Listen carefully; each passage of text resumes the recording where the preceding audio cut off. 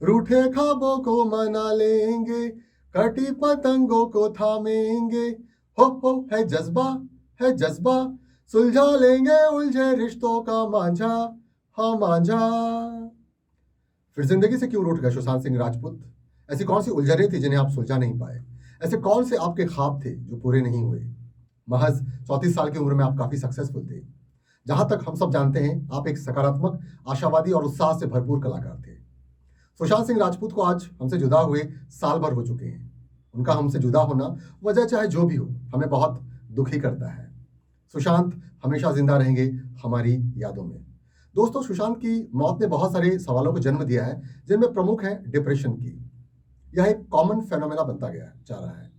वैसे तो मेरा ये वीडियो सबके लिए है, लेकिन उन लोगों के लिए खास है जो स्ट्रेस में, डिप्रेशन में रहते हैं। उनके लिए भी जिन्हें जिंदगी बेमानी लग रही है, और उनके लिए भी जिन्होंने इस विपदा में अपनों को खोया है। मेरा ये वीडियो एक विचार पे आधारित है, एक ऐसा विचार जो जिंदगी की अहमियत समझने में हमारी मदद करती है। हेलो फ्रेंड्स, मेरा नाम नौशाद खान है और मैं एक इंग्लिश लैंग्वेज ट्रेनर और एक मोटिवेशनल स्पीकर हूं। पर मैं आज आपको यहाँ कोई मोटिवेशनल स्पीच नहीं देने वाला हूं, बल्कि आपको एक फिल्म के बारे में बताने वाला हूं।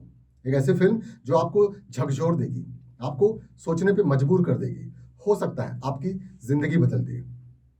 तो सवाल यह है कि क्या एक फिल्म एक इंसान की जिंदगी बदल सकती है? तो जवाब होंगे हाँ भी और ना भी। लेकिन मेरी इस एक बात से सभी मुत्तफिक होंगे कि फिल्में हमें गहरे प्रभावित करती है, क्योंकि फिल्मों की कहानियां, किरदार, घटनाएं और भावनाएं हमारे समाज का ही अक्स होती हैं।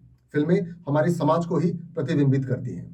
ऐसी बहुत सारी फिल्में हैं जिन्होंने समाज को गहरे प्रभावित किया है, कई बदलाव लाए हैं। पुराने जमाने की बात करें तो फिल्में जैसे दहेज, मदर इंडिया, दो आंखें बारह हाथ, वे फिल्में हैं जिन्होंने समसामयिक सोच को एक सकारात्मक दिशा दिखाई थी, एक बदलाव को प्रोत्साहित किया था। आज के ज़माने की बात करें तो फिल्में जैसे लक्ष्य, स्वदेश, रंग दे बसंती, तारे ज़मीं पर, थ्री इडियट्स, दंगल, वे फिल्में हैं जिन्होंने सामाजिक सोच और व्यवहार में एक सकारात्मक बदलाव लाया है।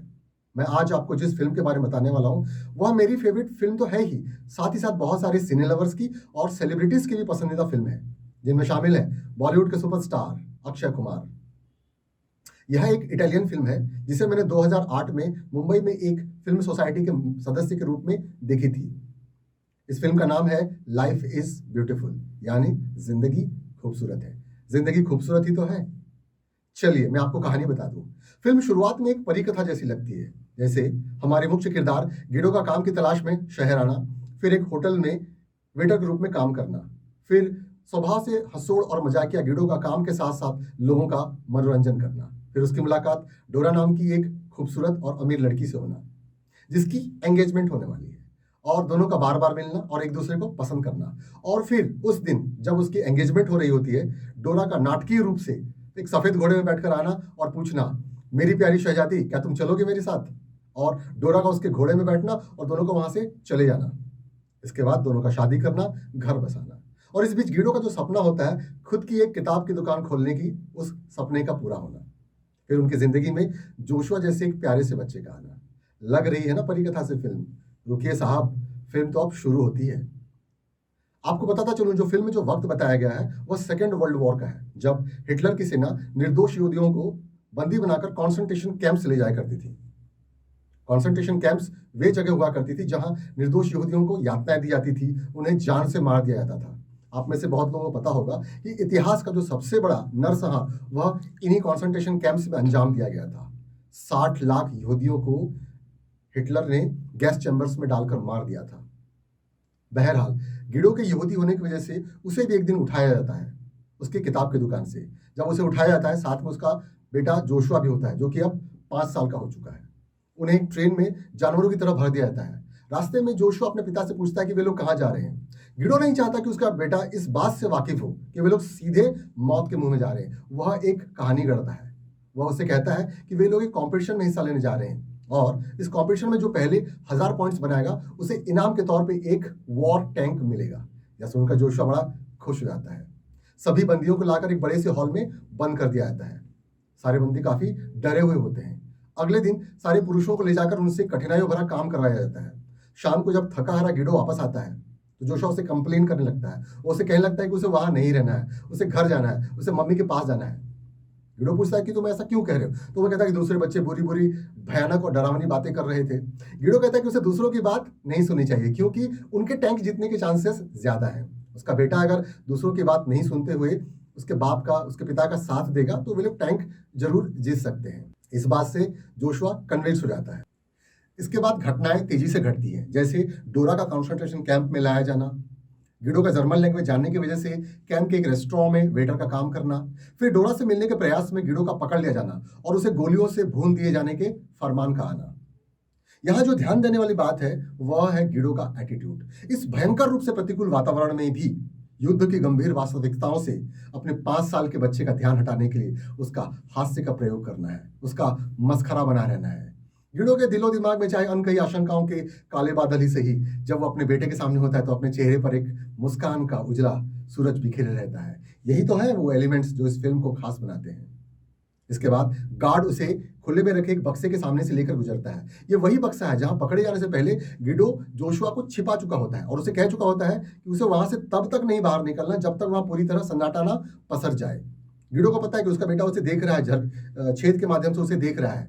वो जैसे ही बक्से के सामने आता है तो मजाकिया अंदाज में लेफ्ट राइट करता हुआ आगे बढ़ता है। यह देखकर जोशुआ हंसता है। गार्ड उसे थोड़ी दूर ले जाकर गोलियों से भून देता है। यही तो था वो सीन जिसे देखकर मैं अपनी सीट से उछला था। गिडो को पता है कि अगले ही पल उसकी मौत है, लेकिन मजाल है कि वो एक लम्हे के लिए भी ढीला पड़े अपने बेटे के सामने। अपने जीवन की आखिरी सांस तक वो अपने बेटे को एंटरटेन और एंगेज करता रहा। उसे यह पता ही नहीं चलने दिया कि तनाव अपनी सारी हदें पार कर चुका है। यहीं पर आप उस विचार से रूबरू होते हो। वह विचार है सकारात्मक नजरिए की।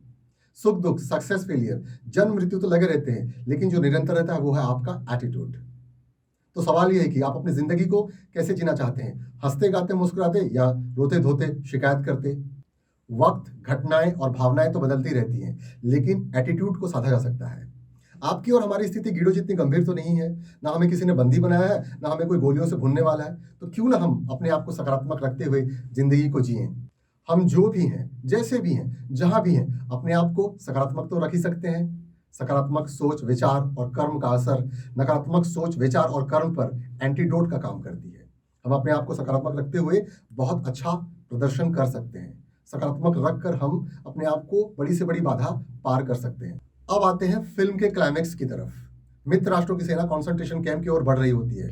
सारे जर्मन सोल्जर्स कॉन्सेंट्रेशन कैंप्स को खाली कर देते हैं। वहां पूरी तरह सन्नाटा पसर जाता है। जब पूरी तरह सन्नाटा पसर जाता है, जोशुआ वहां से बाहर निकलता है उस लकड़ी के बक्से से। उसके सामने आकर एक टैंक रुकती है। वो समझता है कि वही टैंक है जिसे उसके पिता ने जीता है। उस टैंक के अंदर से एक ब्रिटिश सोल्जर बाहर निकलता है। जोशुआ अपनी बाहें फैलाता है।